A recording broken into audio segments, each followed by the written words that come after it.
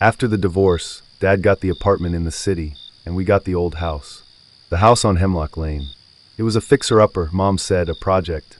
A chance for a fresh start.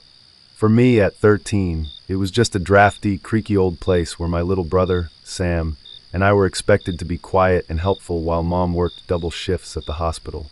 My job was to get Sam off the bus, make him a snack, and be the man of the house until Mom got home around 11. It was a big responsibility, and I took it seriously. The first few weeks were fine. Sam would watch cartoons, I'd do my homework, and the house would settle into its nighttime groans and sighs. The first sign of trouble was the key. We had a hide-a-key, a fake rock with a compartment for the spare front door key. It was Mom's insurance in case we ever lost ours. One Tuesday, after getting the mail, I went to put the key back. It was gone. I searched the whole front garden. Nothing. I used my key to get in, and told myself I'd just misplaced it. Mom would kill me if I lost it. The next day it was back, sitting right on top of the fake rock, not even hidden. I picked it up, cold dread pooling in my stomach. I told Mom. She just frowned. Maybe one of the neighbors found it, and put it back. We should change the hiding spot. We didn't. A week later, I was making Sam his after-school snack, peanut butter crackers. He was at the kitchen table, drawing. He looked up, his crayon pausing on the paper. Who was that man? I stopped spreading the peanut butter. What man? The man who was looking in the window yesterday. When you were in the bathroom. My blood ran cold. Sam, there was no man. He shrugged, going back to his drawing. He was there. He smiled at me. I checked every window, every door. All locked. I started keeping the curtains drawn, even during the day. The house felt different now. The creaks weren't just the house settling. They felt like footsteps. The shadows in the hallway seemed deeper. A few nights later, Mom was working late. Sam was asleep. I was in the living room, trying to watch TV, but I kept glancing at the front door. I heard a faint sound, a rustle, coming from the front porch. I crept to the door and looked through the peephole. The porch was empty, lit by the pale yellow bug light. But the doormat was askew. I stood there, heart hammering, and watched as the corner of the mat slowly lifted, then flopped back down, as if someone had just checked under it. They knew the key wasn't there anymore. They were checking anyway. The next day, things started to move. Just small things. A book from my backpack was on the kitchen counter. Sam's favorite teddy bear, which was always on his bed, was sitting on the toilet seat. I tried to rationalize it. I was moving things in my sleep. Sam was sleepwalking. But I knew with a sickening certainty that I wasn't. The climax came on a Thursday night. A bad thunderstorm was raging. The wind howled, and the rain lashed against the windows. Mom was stuck at the hospital. The power flickered and died, plunging us into absolute darkness. Sam started crying. I fumbled for the flashlight I kept by my bed. "It's okay, Sammy, it's just a storm." I went to his room. He was huddled under his covers. I sat with him, the flashlight's beam our only comfort. The thunder boomed, shaking the house. Then, over the sound of the storm, we heard another sound. A sound that didn't belong. Click. It was the front door. Opening. I froze, the flashlight trembling in my hand. I heard the door close softly. Then, a wet footstep on the hardwood floor of the entryway.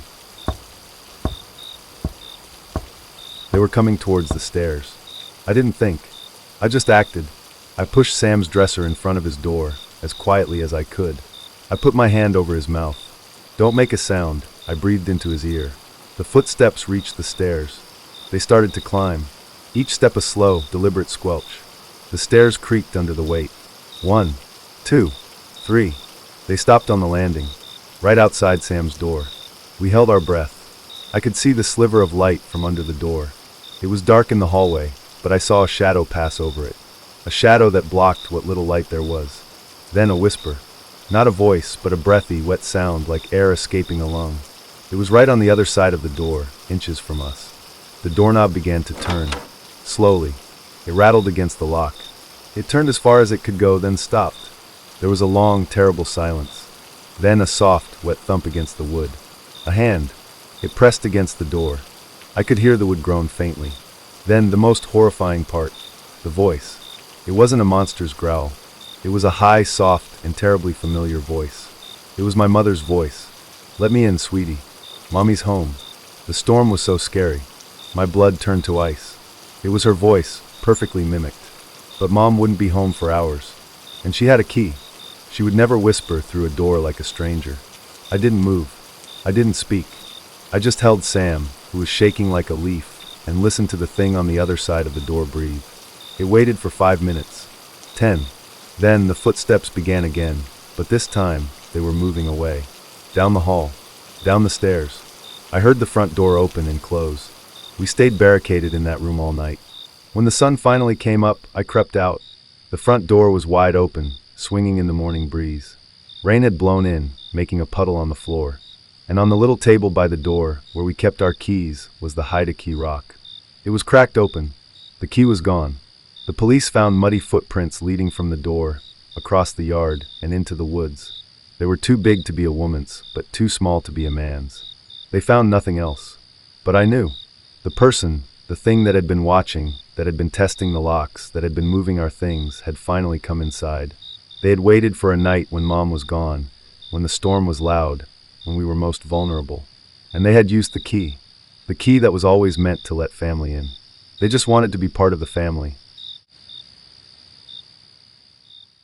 My little sister, Clara, had an imaginary friend. His name was Mr. Prickles. This was normal for a 4-year-old. He was a polite, if silent, friend who apparently enjoyed sitting on her tiny plastic chair and staring out the window. What wasn't normal was how she started blaming him for things. Spilled milk. Mr. Prickles did it. A broken toy. Mr. Prickles was angry. Our parents, exhausted by my dad's new job and my mom's pregnancy, just smiled and nodded. I was 12, old enough to be annoyed. Clara, Mr. Prickles isn't real, I'd snap. She'd just look at me with those big, serious eyes and whisper, he says you're wrong. One Tuesday, my parents had a late doctor's appointment. My job was simple. Make Clara mac and cheese, then put her to bed. I was in the kitchen when I heard her, clear as a bell from her bedroom at the end of the hall. He's here. I sighed. Clara, knock it off. I went to her room. She was sitting up in bed, pointing a trembling finger at her closet door. The door was slightly ajar. He's in there, she whimpered. To prove a point, to end this stupid game, I marched over and yanked the closet door open with a dramatic flourish. It was just clothes, her toy box, and shadows. See? Nothing. Clara shook her head violently.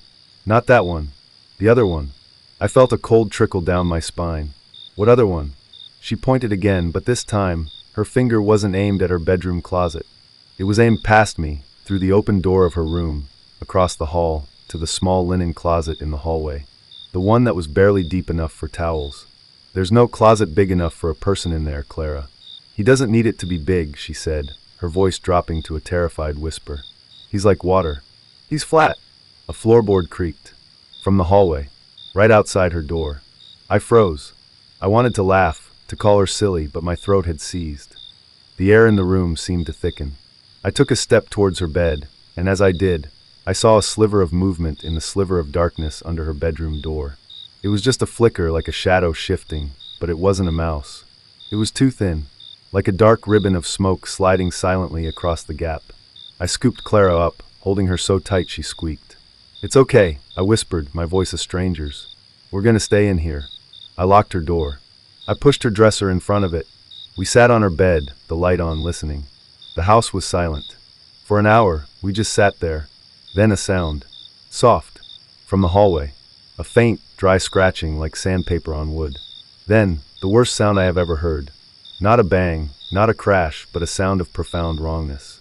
It was the sound of the lock on her door clicking open. By itself. Click. The dresser didn't move. The door didn't open. But I heard the lock. And Clara started to scream. We were found the next morning by our parents, huddled in the corner. The police said there was no sign of forced entry. Nothing was taken. They suggested it was just a shared nightmare. But they couldn't explain the small, neat pile of clean, folded towels from the hall closet, stacked perfectly in the center of my parents' bed. And they couldn't explain the faint, greasy handprint on the inside of Clara's bedroom door. A handprint that was too small to be an adult's, but too long and wrong to be a child's. A handprint with 6 impossibly thin fingers. Mr. Prickles, it seemed, had finally decided to show himself, and had left a calling card to prove he was always more than just a game. My brother Leo and I were the only kids on our street who were allowed to play in the woods behind our house. It's our private wilderness, Mom called it. For us, it was a kingdom of forts, creeks, and imaginary battles. But our favorite spot was the old granite quarry, a wide, flat expanse of rock that baked in the sun. We'd spend hours there, skipping stones across the green water, or just lying on the warm stone, looking at the clouds. It was there that I first saw the man. He was standing at the tree line on the far side of the quarry, a dark silhouette against the deep green. He wasn't moving, just standing perfectly still, watching us. I nudged Leo. "Who's that?" Leo squinted. "Dunno." He was too far away to see a face, just a shape. A man in a dark jacket. We stared back for a minute, a strange standoff. Then, without a wave or a nod, he simply turned and melted back into the trees. We shrugged it off, a lost hiker maybe. But he was there the next day. And the next. Always the same spot. Always watching. He never came closer, never spoke, never did anything but stand there, a silent sentinel in the shadows. It began to feel less like being watched, and more like being studied. Like specimens under a glass. Leo, at 7, was less bothered than I was at 10. "He's just a weirdo," he'd say. But I started to notice things. The birds would go silent when he was there. The usual chattering of the forest would just stop. The silence would become heavy, pressing in on us until we couldn't stand it and would run home. Then he started moving. One afternoon, I looked up from building a dam in a stream. He wasn't at the far edge of the quarry anymore. He was closer. He had crossed the open water and was now standing at the edge of the trees on our side. He was still just a dark shape, but I could see the pale oval of his face now, though no features. I grabbed Leo. "We're going. Now." We ran. As we crashed through the undergrowth towards home, I heard something behind us. Not footsteps, exactly. It was the sound of branches snapping, but not in a frantic chase. It was a single measured crack, then another. He was walking, slowly, deliberately, following our noise. We burst into our backyard, slammed the screen door, and locked it. My mom was making dinner. "What's the matter with you two?" "There's a man in the woods," I panted. "Watching us." She looked out the window, at the peaceful tree line. "Honey, I don't see anyone. You've been watching too many scary movies." The next Saturday, we were forbidden from going into the woods. We were stuck in the yard. We were kicking a ball around when Leo froze. He was staring at the fence at the back of our property, the one that separated our yard from the woods. There was a knothole in one of the wooden planks. And in the knothole, there was an eye. Just one. It wasn't blinking. It was just staring back at us, a pale, unblinking eye in the dark wood. This time, I saw Mom's face drain of color when we told her. She called the police. They searched the woods for an hour. They found nothing. They said kids our age have big imaginations. They told us to stay inside more. We did. We played in the living room. But from the couch, I could see the big picture window that looked out onto the street and the edge of the woods beyond. And there he was. He wasn't at the tree line anymore. He was standing at the edge of our driveway. Just standing there. In plain sight. A man in a dark jacket, his face still an unreadable blur. I screamed for my mom. By the time she got to the window, he was gone. The police came again. This time, they seemed more serious. They took a report. They said they'd patrol the area. That night, I couldn't sleep.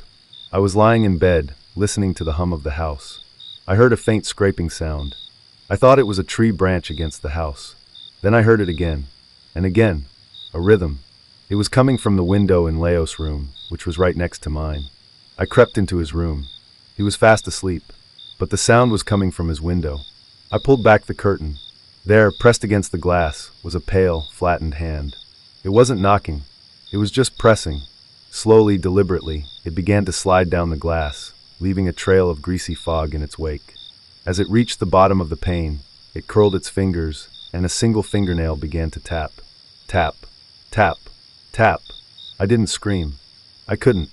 I just stood there, frozen, watching that hand. It was the hand of the man who had been watching us. And he wasn't just watching anymore. He had come to play.